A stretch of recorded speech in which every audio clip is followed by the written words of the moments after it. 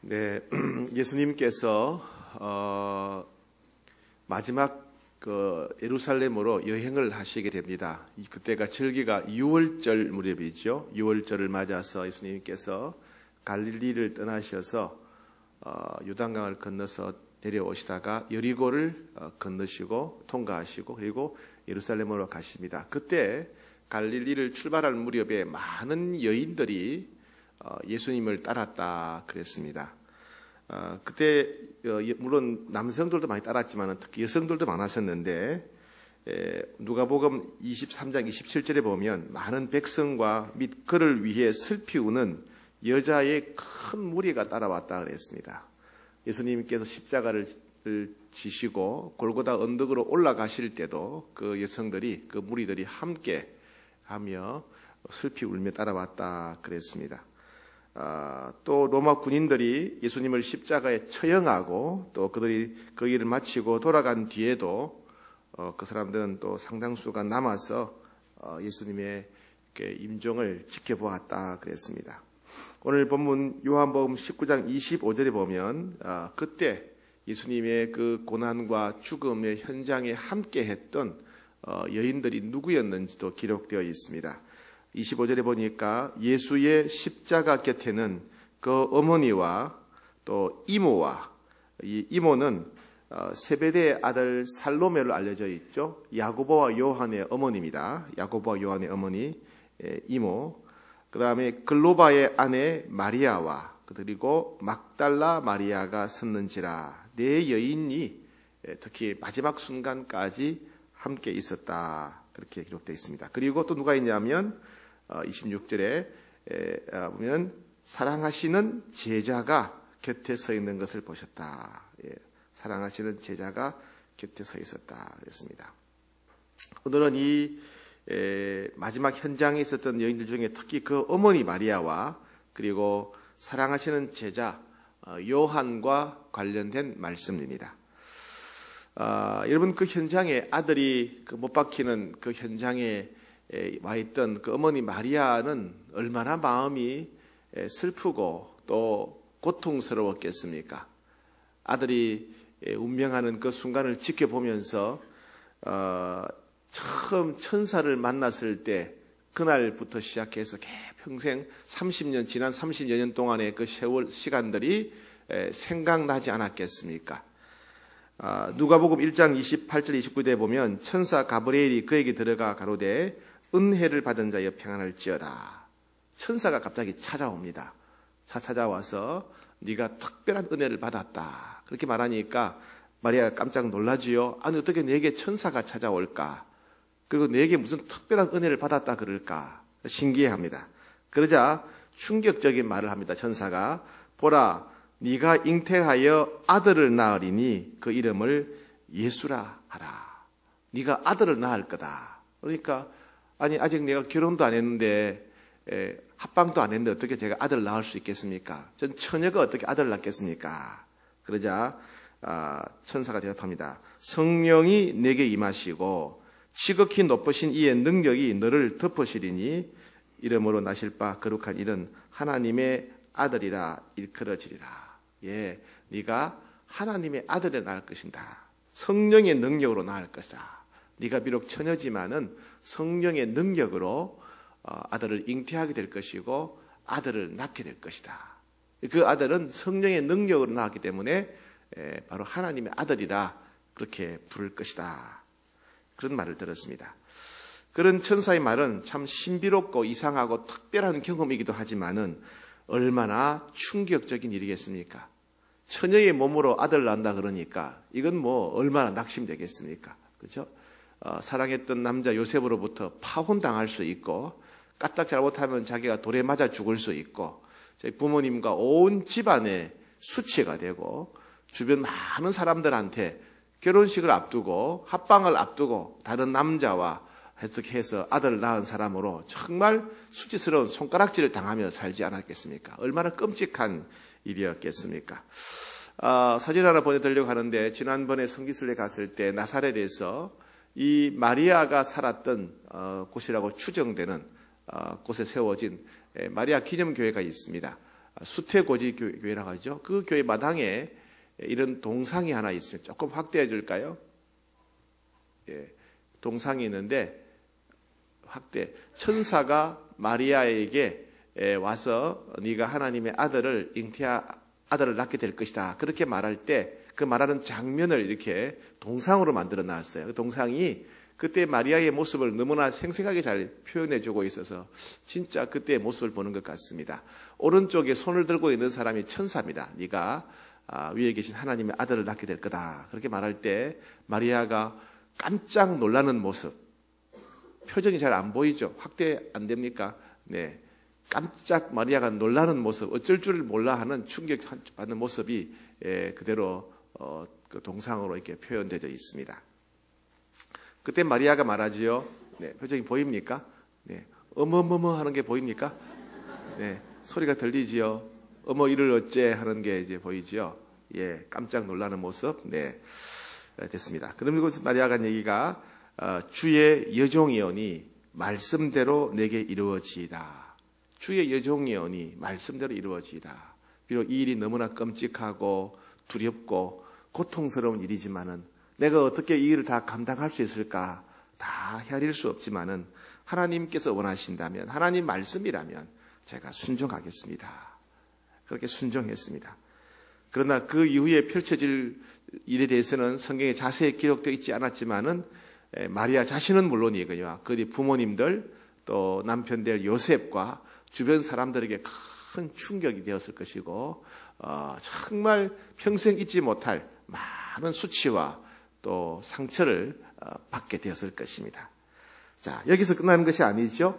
이제 아기를 낳을 때가 되었습니다. 해산할 때가 되었는데 로마 황제의 명령으로 인해서 각자 자기 고향에 가서 호적을 등록해라. 인구 파악을 해서 세금을 거두려고 모든 식민지 사람들이 인구 조사를 해야 된다. 그래서 고향에 가서 호적 등록을 해라. 그럽니다. 그래서 요셉은 이제 해산할 날이 다가온 배가 부른 아내를 데리고 자신들의 고향인 베들레헴으로 가게 됩니다. 나사렛에서 베들레헴으로 가게 되지요. 네, 예수님의 마지막 여정과 마리아와 요셉이 그 호적하려고 갔던 그 여행은 비슷한 길을 가게 됩니다. 요단강을 건너서 요단강을 따라 내려와서 또 여리고를 건너서 지나서 또 예루살렘 그 산으로 한참 올라가서 예루살렘을 지나서 베들레헴으로 가게 되었겠죠. 근데 베들레헴에 갔는데 전국에서 몰려온 수많은 사람들로 인해서 빵을 구할 수가 없었습니다. 몸을 풀어야 됐는데 아마 진통이 찾아왔겠지요. 진통이 찾아와서 몸을 풀어야 했습니다. 나사렛에서부터 예루살렘까지 걸어오거나 나귀를 타고 왔으니까 몸에 무리가 되었겠죠. 그래서 해산할 때가 되었는데 이 몸 풀 곳이 없습니다. 그래서 어떻게 합니까? 짐승들이 자는 우리에다가 자리를 깔고 몸을 풀어야 했습니다. 참 이 얼마나 슬펐을까요? 여성들을 한번 생각해 보세요. 몸 풀 곳이 없어서 짐승들이 자는 우리에다 몸을 풀어야 된다 생각해 보세요. 얼마나 냄새가 나고 더러웠겠습니까? 그렇죠? 그곳에 나가서 자리를 펴고 몸을 풀고 아기가 태어났을 때는 이 짐승들의 구유 안에다가 짐승들의 구유가 뭐 깨끗했겠습니까? 설거지를 했겠습니까? 얼마나 더러웠겠습니까? 그 더러운 짐승들의 구유에다가 태어난 아기를 누여 있을 때 이 마리아의 심정은 얼마나 참 힘들었겠습니까? 그리고 나중에 이제 헤롯 왕이 그 예수님 아기 예수를 죽이기 위해서 그 베들레헴에 있는 어린 아기 3살 이하의 아기들을 다 죽이기로 했다는 얘기를 들었을 때 또 얼마나 충격을 받았겠습니까? 천사의 지시로 애굽으로 도망가야 했죠. 도피를 할 때 우리 아기 때문에 그 아기 때문에 베들레헴에 있는 3살 이하의 아기들이 다 목이 잘려 죽었다. 그 말을 들었을 때 얼마나 끔찍하고 두려웠겠습니까? 그리고 낯선 이국 땅, 말도 통하지 않는 이집트로 가서 몇 년 동안 피신해서 살았습니다. 참 쉽지 않은 생활이었겠지요. 갑자기 도망가서 아무것도 준비하지 않은 채 갑자기 도망가서 몇 년 동안 살아야 했습니다. 그리고 이제 나사렛으로 돌아오게 됩니다. 돌아와서 그 아기 예수의 성장 과정은 여느 다른 아기랑 다 비슷하게 자랐을 것입니다. 그죠? 예수님은 태어나자마자 갑자기 30살에 청년이 된 건 아니겠죠. 그죠? 예, 모유를 먹고 자랐겠죠. 모유를 먹고 자랐겠고, 분유는 안 먹었겠죠. 틀림없이. 예, 분유는 안 먹었을 것이고, 모유를 드셨을 것이고, 또 이유식을 먹고, 그죠? 그리고 걸음마를 배우고, 걸음마를 배우다가 넘어지기도 하고, 또, 그죠? 그래서 걸음마를 배우고, 또 말을 배우셨겠죠? 말을 배우시고, 그리고 뛰어다니시고, 뛰어다니다가 넘어지면 무릎이 깨지고, 피가 흐르고, 코가 깨지기도 하고, 아마 그렇게 자랐을 것입니다. 어쩌다가 또 감기도 걸리고, 그죠? 예, 똑같은 사람처럼 그렇게 여러 사람처럼 똑같이 자랐을 것입니다.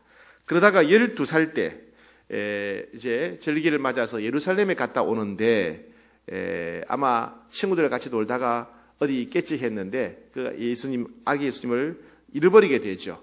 그래서 부모님이 놀라서 아기를 찾는데, 이렇게 말합니다. 네 아버지와 내가 근심하여 너를 찾았노라.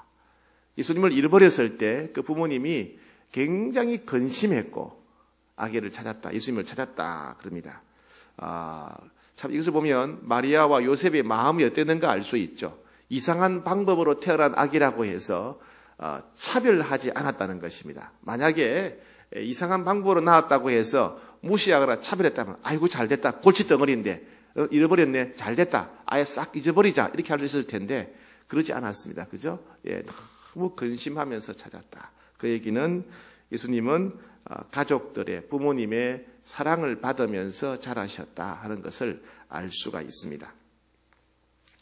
자, 그러다가 이제 예수님께서 어느 날 한 30살쯤 되었을 때 이제 공생애를 시작하시게 됩니다. 예수님께서 이제 세례 요한에게 세례를 받으시고 그리고 가버나움으로 가셔서 복음을 전파하는 일을 하기 시작하십니다.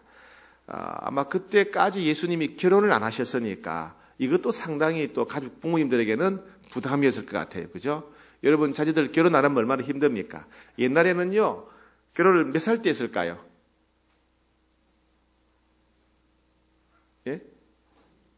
여러분 부모님들 결혼 몇 살 때 하셨습니까? 옛날에는 10대 때 10대 그죠? 예, 성경 시대에도 10대에 다 결혼을 했습니다. 마리아도 아마 10대 초반에 아마 결혼하지 않았을까 추정합니다. 10대에 결혼했을 겁니다. 그런데 예수님이 30살 때까지 결혼 안 하셨으니까 이것 또한 부모님에게는 큰 또, 그죠? 네, 부담이었을 것입니다. 그러다가 30살 되면서부터 이제 세례 요한에게 세례를 받으시고 또 금식을 하시고 제자들을 불러 모으시고 그 다음에 가버나움에 가셔서 이제 본격적인 공생애를 시작하십니다. 그런데 공생애를 시작하셨을 때 많은 사람들이 예수님을 가리켜서 물론 칭찬하고 좋아하고 따라다니는 사람도 있었지만은 또 상당히 수의 사람들 예수님을 보고 미쳤다 그랬어요. 어떻게 지가 하나님의 아들이냐 이러면서 사람들이 미쳤다고 손가락질을 합니다. 그래서 마리아는 다른 아들들과 함께 예수님에게 찾아가서 말리기도 했죠. 그죠? 예, 그러지 말리기도 했고. 그러나 그때부터 이제 불안한 마음, 두려운 마음이 이제 먹구름처럼 몰려오기 시작합니다.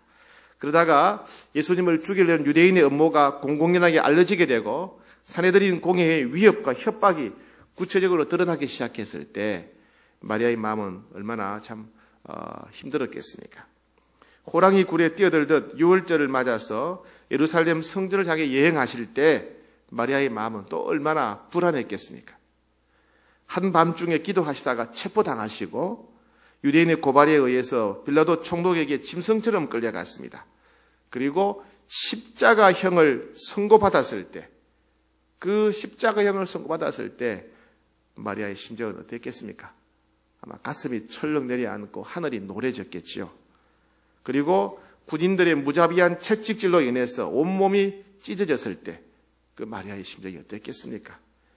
십자가를 지고 가다가 쓰러졌을 때 또 그때 잔인하게 내리치는 로마 군인들의 채찍질을 보면서 그의 가슴이 얼마나 고통스러웠겠습니까? 드디어 골고다 언덕 바닥에 십자가 형태를 누이고 그 위에 예수님의 두 손과 발에 굵은 대못이 박히고 피가 터져 나왔을 때 예수님이 너무나 고통에 겨워서 비명을 지르실 때 아마 마리아는 거의 실신하게 되었을 것이다. 그죠? 졸려서 실신하는 여러분처럼, 네, 실신했을 것이다. 채찍에 맞아서 살점이 뜯겨나간 곳마다 피가 뿜어져 나왔을 것입니다. 굵은 대못이 박힌 두 팔과 다리에서도 피가 흘러내립니다. 그 손과 발을 쳐다보면서 어릴 때 자신의 품에 안겨서 젖을 먹을 때 엄마의 볼을 만지며 미소 짓던 그 앙증맞은 손이 생각났을 것입니다. 그리고 그 발을 볼 때 뒤뚱뒤뚱 걸음마를 배우고 이리저리 장난스럽게 뛰어다니던 그 귀여웠던 그 발이 생각났을 것입니다. 십자가에 매달린 아들을 쳐다볼 때 온몸이 갈갈이 찢겨지는 같은 고통을 느꼈을 것입니다. 아들이 못 박혀 있는 십자가 곁에 서 있는 이 마리아의 심정은 누가 헤아릴 수 있겠습니까? 나사렛 예수님이 슬픔과 고통의 사람이었다면 마리아 또한 슬픔과 고통의 여인이라고 할 수 있겠습니다. 사랑하는 아들이 아무리 비인간적인 죽음을 당한다 하더라도 십자가에 못 박힌 아들만 하겠습니까? 그 아들을 지켜보는 어머니만큼 큰 슬픔을 당한 여인이 어디에 있겠습니까? 마리아는 십자가에 매달려 비명을 지르고 고통스럽게 죽어가는 그 아들을 볼 때 얼마나 힘들었겠습니까? 요한복음 19장 25절에 보니까 십자가에 매달려서 고통에 기워 비명을 지르는 그 예수의 십자가 곁에는 그 모친이 섰는지라. 예수의 십자가 곁에는 그 모친이 섰는지라. 고통에 겨워 부르짖으면서 비명을 지르며 죽어가는 그 예수의 십자가 곁에는 그 모친이 섰는지라 그랬습니다. 그뿐이 아니지요. 예수님이 끝까지 사랑하셨던 그 제자들은 다 도망가 버렸습니다. 한 제자는 예수님을 배반하고 고발하기도 했습니다. 가장 아끼시던 베드로는 예수님을 부인했습니다. 모든 동족들이 예수님을 멸시하고 조롱했습니다. 많은 사람들이 예수님을 비웃고 심지어 예수님과 함께 좌우에 못 박혔던 끔찍한 강도들도 예수님을 욕하고 저주했습니다. 제사장들과 서기관들도 장로들도 예수님을 희롱하고 비웃고 저주했습니다. 군병들은 너무나 몰인정했습니다. 모든 사람들이 예수님을 모욕하고 저주하고 비난하는 사랑하는 아들을 향해서 모든 사람들이 온 세상 사람들이 비웃고 멸시하고 저주하는 내 아들이 온 세상 사람들로부터 멸시와 저주를 받으면서 손가락질을 당해가면서 죽어가고 있는 그 현장에 그 어머니가 서 있었습니다. 예수의 십자가 곁에는 그 모친이 섰는지라. 온 세상이 등을 돌린 현장이었습니다. 베들레헴에 있을 때에 모세의 법대로 결례의 날이 차서 요셉과 마리아는 아기 예수를 데리고 성전에 가게 됩니다. 정결 예식을 행했죠. 그때 성전에서 시몬이라고 하는 경건한 사람이 이제 성령의 인도하심을 따라 기도하며 기다리다가 예수님의 부모님과 그리고 그 아기를 안고 오는 모습을 보면서 이렇게 말합니다. 주제여 이제는 말씀하신 대로 종을 편안히 놓아주시는도다. 내 눈이 주의 구원을 보았사오니 이는 만민 앞에 예비하신 것이요 이방을 비추는 빛이요 주의 백성 이스라엘의 영광이다. 그러면서 마리아에게 이렇게 예언을 합니다. 보라, 이 아이는 이스라엘 중 많은 사람의 패하고 흥함을 위하여 비방을 받던 표적이 되기 위하여 세움을 입었고 또 칼이 내 마음을 찌르듯 하리라. 칼이 내 마음을 찌르듯 하리라. 예. 이 시몬의 예언이 문자 그대로 참 슬프게 끔찍하게 이루어진 겁니다. 칼로 가슴을 찌르듯 네가 큰 고통을 당하게 될 것이다. 그렇게 시몬이 예언했는데 그 시몬이 바로 예언이 바로 골고다 언덕 십자가 아래서 그대로 이루어졌지요. 예수의 십자가 곁에는 그 모친이 섰는지라. 그 말씀에는 칼로 가슴을 찌르듯 그런 고통을 당하는 마리아가 함께했다. 이런 뜻입니다. 자, 그때 예수님께서 이렇게 말씀하십니다. 자, 26절 보니까 27절 그 모친께 말씀하시되 여자여 보소서 아들이다 하시고 또 그 제자에게 이르시되 보라 내 어머니라 하신대 그때부터 그 제자가 자기 집에 모시니라 그랬습니다. 예수님께서는 모친과 또 사랑하는 제자가 곁에 선 것을 보시고 모친에게 말씀하십니다. 여자여 보소서 아들입니다. 아들입니다. 아마 요셉은 일찍 죽은 것 같습니다. 남편을 여의고 이제 과부가 되어 살아가는 그 어머니를 향해서 아들의 비참한 죽음을 가장 가까이에서 찢어진 가슴으로 쳐다보고 있는 그 어머니에게 여자여, 이 여자여라는 말은 우리나라 말처럼 그냥 하대하는 말이 아닙니다. 그 당시에는 일종의 존칭, 높이는 말이라고 할 수 있습니다. 여자여, 옆에 있는 그 사도 요한을 가리키면서 이제 이 요한이 어머니의 아들입니다. 요한이 이제 제 대신 아들 역할을 할 겁니다. 이렇게 부탁합니다. 그 어머니의 마음을 예수님은 다 알고 계시고 헤아리신다는 뜻이지요. 십자가에서 그 끔찍한 고통을 당하는 순간에도, 모든 사람들이 자신을 비판하고 조롱하는 순간에도 예수님은 마리아의 마음을 헤아리시고 어머니, 이제 요한이 어머니의 아들이 될 겁니다. 이 요한이 제 대신 어머니를 모실 겁니다. 이렇게 말합니다. 그리고 요한에게는 말합니다. 보라, 네 어머니다. 무슨 말입니까? 사도 요한에게, 요한아, 이제 네가 이 마리아를 친어머니로 모셔라. 나를 대신해서 네가 내 어머니를 네 어머니 같이 네가 잘 모셔다오. 이러면서 예수님께서 요한에게 마리아를 부탁하게 됩니다. 사실 마리아에게는 다른 자녀들이 있었지요. 우리가 알고 있는 야고보, 요셉, 시몬, 유다, 그리고 딸들도 있었습니다. 그죠? 그런데 예수님께서는 다른 동생들이 있었지만은 다른 동생들에게 모친을 맡기지 않고 사랑하는 제자 요한에게 부탁하셨습니다. 그 무섭고 끔찍한 십자가 현장 가장 가까이 있는 제자 요한에게 부탁하십니다. 왜 그랬을까요? 왜 요한에게 부탁하셨을까요? 다른 동생들이 있는데, 그죠? 다른 동생들이 있는데 왜 동생들에게 맡기지 않고 사도 요한에게 마리아를 부탁했겠습니까? 다른 모든 제자들이 부인하고 도망가 버렸지만은 예수님의 십자가 현장에 가장 가까이 와 있던 제자는 유일하게 요한 한 사람뿐이었습니다. 예수님이 부활하시고 난 뒤에 비어있던 무덤에 제일 먼저 달려갔던 제자도 사도 요한이었습니다. 제자들이 예수님 부활하신 다음에 갈릴리 호수에서 고기를 잡고 있었죠. 그때 예수님께서 새벽에 찾아오셨습니다.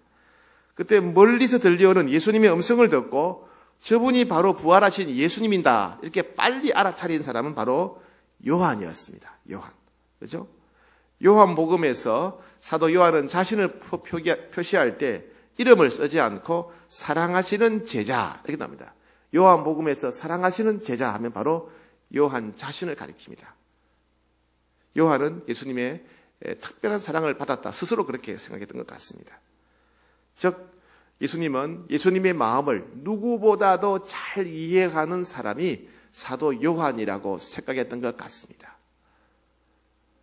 하나님의 아들로 이 땅에 오셨지만은 완전한 인간으로서 동시에 모친인 마리아를 생각하고 마리아 때문에 마음 아파하시는, 하나님과 인간 사이에 괴로워하시는 그 예수님의 마음을 어느 누구보다도, 친동생들보다도 더 잘 이해하고 헤아리는 제자가 사도 요한이라고 예수님은 확신하셨고, 그래서 요한에게 마리아를 맡기셨던 것 같습니다. 요한복음 19장 27절에 보면 그때부터 그 제자가 자기 집에 모시니라. 사도 요한이 예수님을 모셨다 합니다. 그 이후에 사도 요한은 나중에는 예루살렘을 떠나서 그 당시 아시아의 수도라고 할 수 있는 예배소에 가서 사역하면서 남은 여생을 보내게 됩니다. 이번에 성지순례를 다녀오면서 그 예배소에서 갔던 특별한 장소가 하나가 뭐냐면 마리아가 살았던 곳이라고 추정되는 한 장소를 다녀오게 됩니다. 사진 한번 볼까요? 네, 저 집이 이제 마리아의 생가 요한과 함께 마리아가 예배소로 와서 마리아가 마지막 노년을 보냈을 것이라고 추정되는 전설의 집입니다. 거의 정확하지 않을 것 같아요. 사실이 아닐 것 같고요. 아마 마리아를 숭배하는 사람이 맞는 것 같은데 어쨌든 그런 전설이 있다는 것 자체가 마리아가 틀림없이 에베소에서 노년을 보냈다는 겁니다. 왜요? 사도 요한이 에베소에 와서 마지막 사역을 하고 노년을 보냈기 때문에 끝까지 마리아를 모시고 잘 섬겼던 것 같습니다. 다음 장 볼까요? 이거는 이제 마리아 기념교회입니다. 마리아 기념교회. 마리아가 에베소에서 살았기 때문에 그 마리아를 기념해서 세워진 마리아 기념교회고, 저기서 제3차 공의회가 열렸던, 그 당시에는 굉장히 유명했던 교회입니다. 다음 장면 볼까요? 네, 저기 뭐냐 하면 세례를 하던, 유아 세례하던 세례 뭐랄까요? 세례터도 아니고 세례 그릇인가요? 큰 돌이죠. 네, 어떤 유아 세례를 집행하던 장소입니다. 그 마리아 기념교회에서. 네, 이건 뭘 말합니까?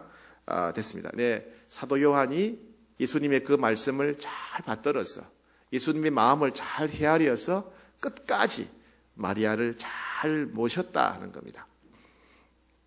그런데 이야기가 여기서 끝나지 않습니다.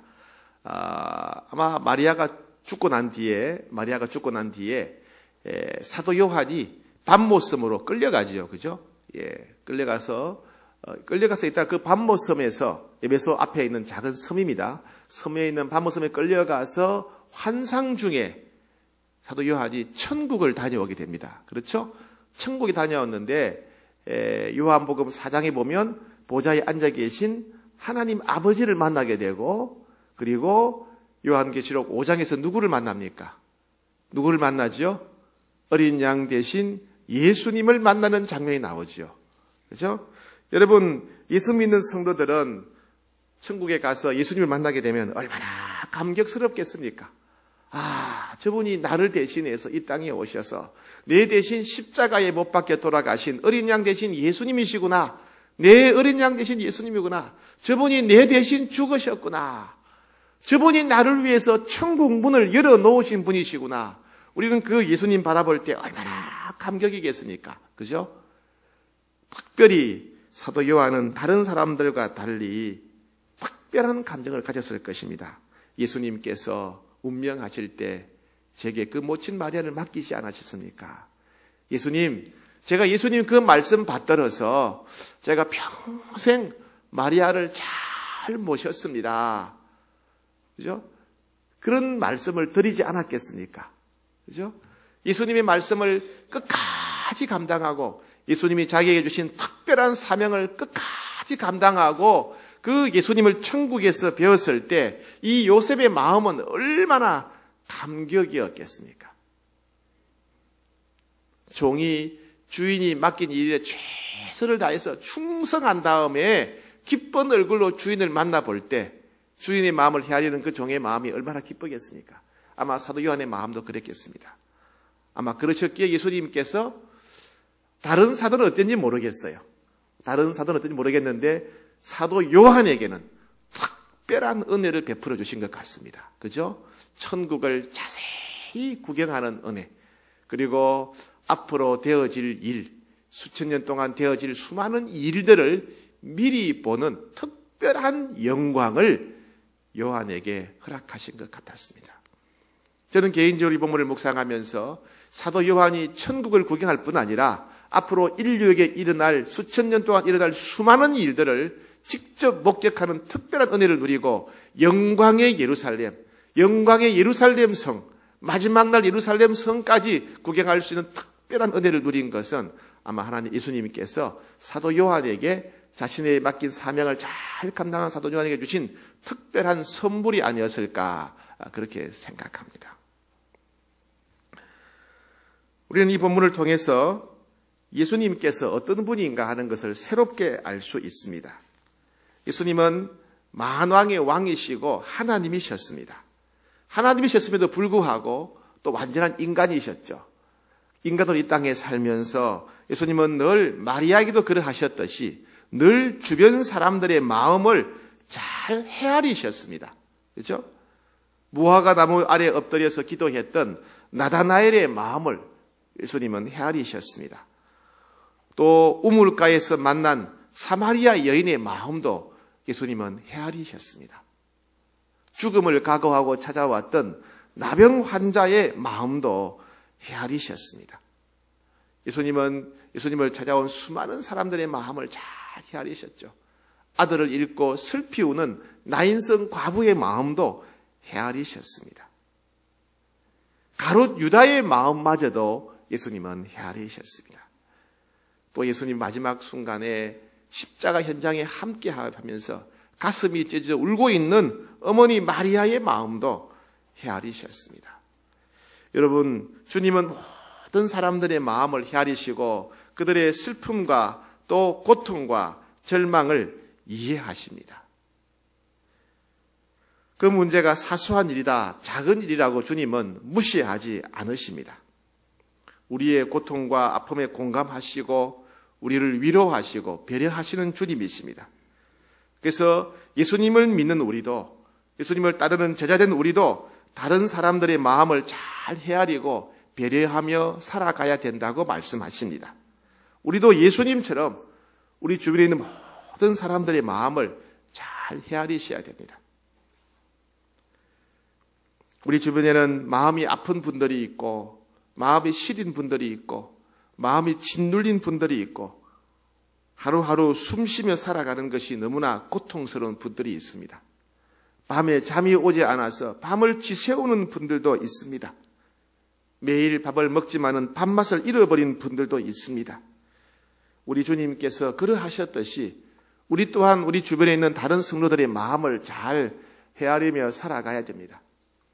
여러분과 함께 살아가는 주변 사람들의 마음을 헤아리고 있습니까? 그저 내가 해야 될 일에만 급급해서 일만 하고 있지, 나와 함께 있는 사람들의 마음은 잘 알아차리지 못하려고 있지는 않습니까? 여러분, 가정에서도 그러하고, 직장에서도 그러하고, 교회에서도 그러합니다. 우리 주변 사람들의 마음을 잘 헤아리셔야 됩니다. 주님이 말씀하십니다. 내가 그러하였듯이 너희도 다른 사람들의 마음을 잘 헤아리고 배려하는 자가 되어야 된다 말씀하십니다. 혹시 여러분 가운데 가슴이 아픈 분이 있습니까? 고통 가운데 절망한 분이 있습니까? 우리 안에 계신 성령님, 예수님이 그러하셨듯이 우리 마음을 잘 헤아려 계심을 여러분 아셔야 됩니다. 믿으셔야 됩니다. 주님은 절대로 우리에게 무관심하지 않습니다. 우리 마음을 다 아시고 우리 마음을 헤아리시고 우리 마음을 어루만지시고 우리를 눈물 닦아주시며 우리를 배려하시는 성령님을 믿으셔야 됩니다. 특별히 우리는 예수님처럼 우리 가까이 계신 부모님을 잘 이해하고 사랑하며 섬겨야 됩니다. 너 낳은 아비에게 청종하고 내 늙은 어미를 경히 여기지 말지니라. 내 아버지와 어머니를 공경하라. 이것이 약속 있는 첫 계명이니 이는 네가 잘되고 땅에서 장수하리라. 예, 돌아가신 분한테 진수성찬 차려서 제사 드리는 것은 아무 소용없습니다. 살아계실 때 공경해야 됩니다. 부모님들의 외로움과 고달픔과 두려움을 잘 헤아려 드려야 됩니다. 어떤 사람들보다도 예수 믿는 사람들이, 어떤 사람보다도 예수님의 마음을 아는 자들이 부모님의 마음을 잘 헤아려 드려야 되겠습니다. 그런데 이와 같이 우리가 다른 사람들의 마음을 헤아리고 다른 사람들의 마음을 배려하고 또 섬기는 것은 쉬운 일이 아닌 것 같습니다. 여러분, 요즘 우리 한국에서 얼마나 좀 끔찍한 사건이 계속해서 연이어 일어나고 있습니까? 짐승 같은 일들이 일어나고 있지요. 자녀들을 학대해서 죽인 부모들의 이야기가 계속해서 신문에 보도되고 있습니다. 어떻게 사람이 저럴 수 있을까? 심지어 돈 때문에, 보험 때문에, 재산 때문에 부모를 살해한 자녀들도 이곳저곳에 소식이 들려옵니다. 우리가 그들을 손가락질만 할 수 있을까요? 여러분, 순간순간 우리 마음에 들려오는 소리를 한번 잘 생각해 보시기 바랍니다. 미워하고 비난하고 불신하고 원망하는 우리 자신들의 모습을 가만히 들여다보면 짐승같이 잔인한 그들과 우리가 별반 다르지 않다는 것을 알게 됩니다. 부모라 할지라도, 자녀라 할지라도, 배우자라 할지라도, 형제라 할지라도 내게 손해를 끼치면 미워하고 원수같이 여기는 순간순간 몰려온 우리 안에 있는 무서운 마음들을 생각하면 그 잔인한 사람들의 모습이 우리와 별반 다르지 않다는 것입니다.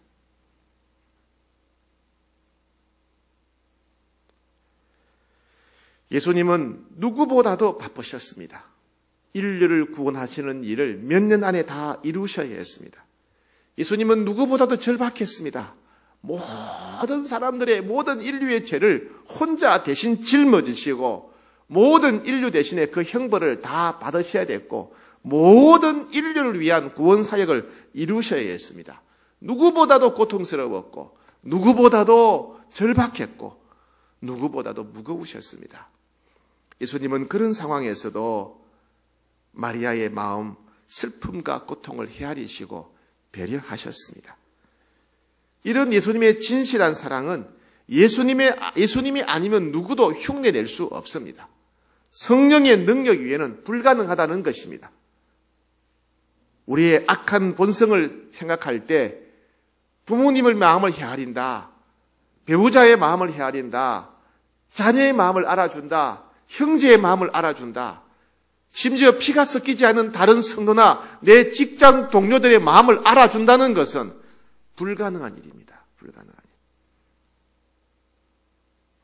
우리가 누군가를 사랑하고 헤아리고 배려한다는 것은 절대로 저절로 이루어지는 일이 아닙니다.